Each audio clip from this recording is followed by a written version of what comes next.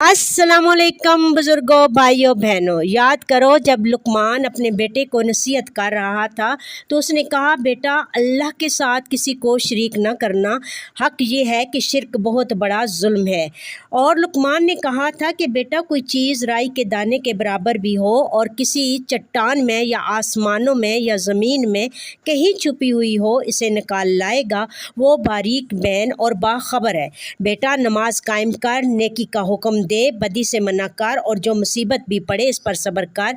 ये वो बातें हैं जिनकी बड़ी ताकीद की गई है। और लोगों से मुंह फेर कर बात न कर, न ज़मीन पर अकड़ कर चल। अल्लाह किसी खुद पसंद और फ़ख्र जताने वाले शख्स को पसंद नहीं करता। अपनी चाल में इत्तेदाल इख्तियार कर और अपनी आवाज़ ज़रा पस्त रख। सब आवाज़ों से ज़्यादा बुरी आवाज़ गद्दों की आवाज़ होती है। आप मेरे चैनल को लाइक, शेयर, सब्सक्राइब करें। Thank you. जज़ाकल्लाह खैर कसीरा।